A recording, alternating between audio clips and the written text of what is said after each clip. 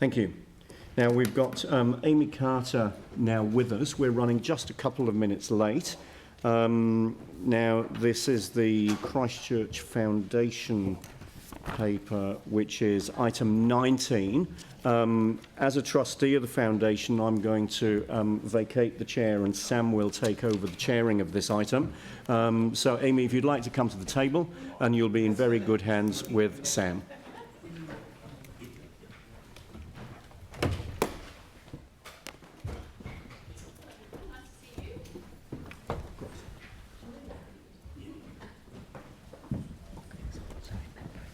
Yes. Third person. Hey, welcome along, Amy. Thanks very much for coming.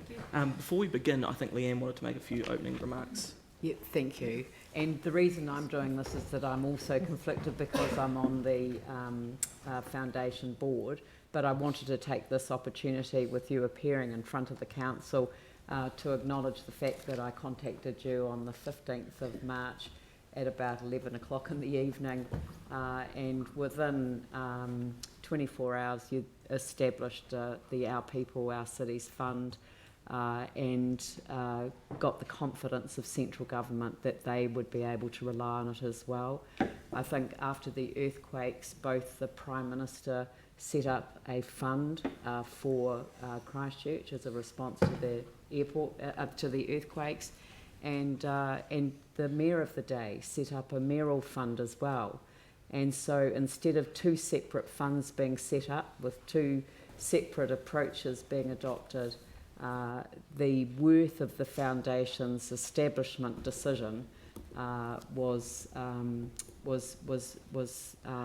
really established on that occasion. I don't think that, and you were the only person employed by the foundation at the time. During the period, I think about June, you were able to bring on 2 other members of staff, and it is extraordinary what you were able to achieve in such a short space of time. So I just wanted to publicly acknowledge you for what you contributed, but also the foundation for the incredible role that you were able to play, really on a local, on a local stage, but also on an international stage, and with the government support as well. So thank you very much for what you've done, and now I'll step away from the table as well. Thank you, I appreciate that. It's been an honour. Thank you. Well, do you want to run through your stuff, Amy, and then we'll go to questions after that? Yes, it was just an opportunity to touch base with you and explain how your $600,000 establishment funding has been addressed in the 2018 financial year and what that's really returned. So I just thought I'd talk through the highlights of my recent annual report and AGM presentation that we undertook. And if there's any questions, please just sing out.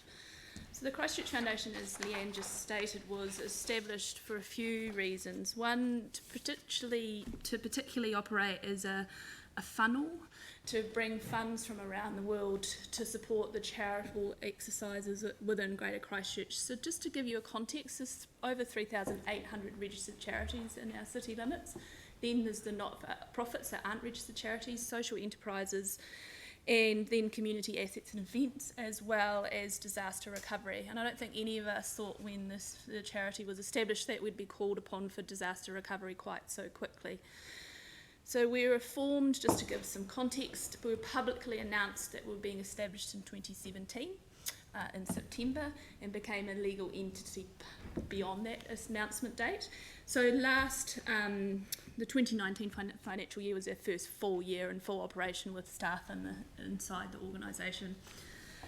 So we work with families, individuals, businesses, global funders and crowdfunding to deliver returns to those charities, social enterprises, community events, assets and disaster recovery.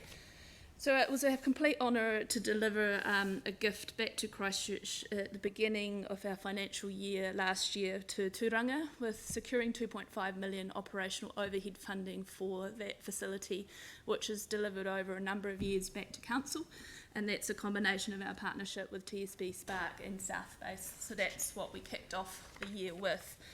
On the date that we publicly launched, we also held our inaugural Women's Fund, which is a fund we've established to celebrate the significance that Christchurch has on a global scale in terms of women's rights. That's the anniversary of women getting the right to vote here in Christchurch, and we wanted an opportunity to celebrate and share stories around that annually.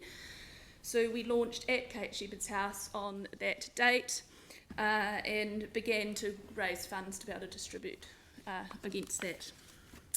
We had our first Thinker in Residence in September. That's a partnership we have with KPMG. They pay the costs of that program, where they help bring a world leader to our city.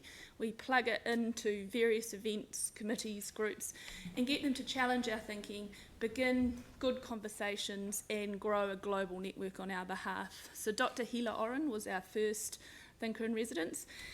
And out of that, it's become actually a number of remarkable opportunities. It was Hila that came up with the concept of Explore, which is now being rolled out as a part of the new city positioning. And she's also begun to open opportunities up for us globally, including introductions for me to the Rockefeller Foundation and other big global funders, which is early days, but those conversations are happening. And she continues to act as an advocate for us around the world. About 6 months ago, I saw an article that she was interviewed in one of the Moscow papers. They asked her where in the world she would live if she didn't live in Tel Aviv, and she said Christchurch, New Zealand. And if you haven't been there, you need to go there now. It's the most exciting city on the planet. So I don't know how you can quantify the value of that, but it's significant. March 15, as the Mayor's just said, was a big date for us, and I suppose it was an opportunity for us to go from a start-up and grow into an entity that had a bigger profile, but also to really show our stripes. By 11 o'clock the following, the day on March 16th, we'd established a fund. We were already beginning to collect funds. By 6 o'clock that night, we had DPMC agreement that would be the Prime Minister's fund, and by 8 o'clock that night, I'd secured 1.1 million to go to that from all of the commercial banks across New Zealand. So it was a lot of work. I don't want to think about the hours that I put in, but it was my complete honour to do that over that time. And many of you may have also attended the Our People, the Arahanui concerts, You Are Us, which we raised 1.375 million from. It was like a wave that we rode, and I literally buckled up and just went with it. But in total, not only in the 2019 financial year, but into this financial year as well, we're close to $12 million in funds raised. We've publicly talked about 11, but there's some other significant gifts we're still trying to facilitate from around the world, including from sovereign nations. So what it's done is taking us from a fledgling organisation to being payroll approved for Nike globally. So Nike will match dollar for dollar if any of their staff give us $1. Goldman Sachs, we're now an accredited charity on their radar, and we've already received a £20,000 towards our operations gift. And Apple, we're on the payroll giving for Apple globally as well. These are things that I could only have dreamed of for us to achieve probably in the first 20 years, not in the first year. The distributions are continuing, and we can talk about that in the new financial year, and I'm happy to answer any questions about that. On March 15th, I happen to remember the date just because of what happened, was my first meeting with Meridian as well, who's one of our strategic partners.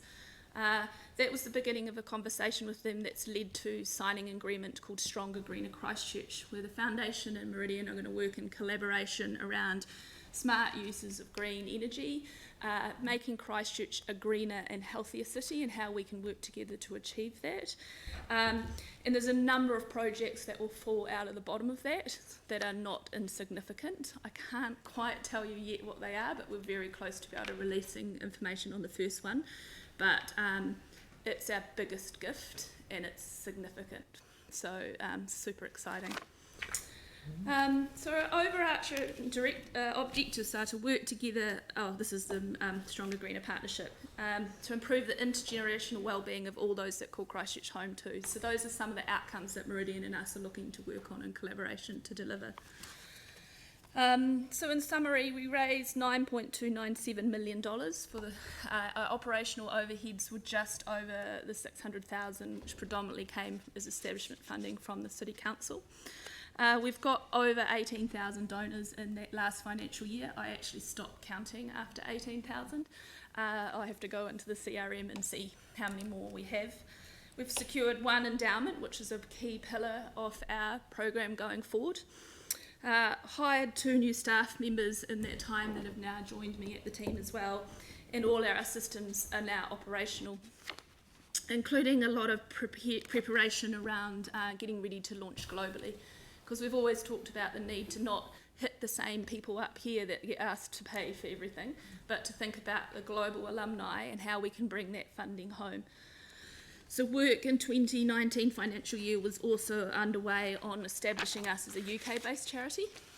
We're very close to that now being completed, and it was in this current financial year that we actually launched in the UK and began establishing conversations with expats that are over there around how to give. We're now a legal entity there and hope to have a charitable status very shortly. So it was a milestone year for us. Which was humbling, exciting, slightly scary, and also a huge opportunity. I think one of the benefits of what happened on that day that was so hideous is the opportunities now available for us to build relationships with those people that gave, whether corporates or philanthropists or global funds across the world, and to then look at other ways we can bring additional funding back to support the not-for-profit sector here in Christchurch. Excellent. Thank you very much for that comprehensive update. That's wonderful. Does anyone have any questions? Yanni.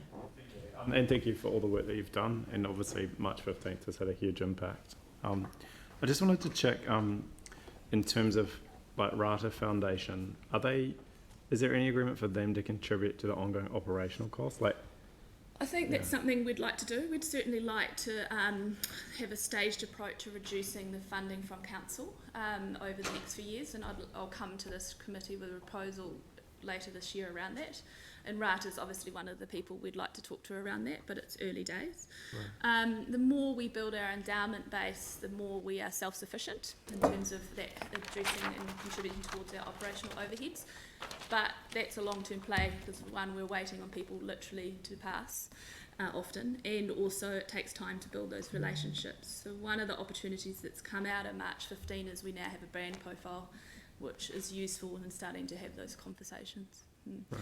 But we're looking at a number of different ways to fund, and we've already got quite a lot of pro bono support and some cash from our corporate partners, so that's a big area of opportunity as well. Thank you. Cool. Any other questions? I've just got one, Amy, and it's probably more for Dawn actually from our end. Mm-hmm. I thought it's appropriate to raise it at the same time. In terms of the ongoing funding that we provide, like you say, until it's sort of up and running, yep. What's the most appropriate mechanism for us as a council to interact with you over that funding, or sort of any directive around that? I'm not sure if you can, or Dawn, or if you both want to. Yeah, Carol and I have been talking a little bit about that over the last few weeks as well. It's fair to say that in the early days, perhaps was we were building it as we went. So now I think we've come together with a more formal approach and agreed on reporting dates and those sorts of things as well.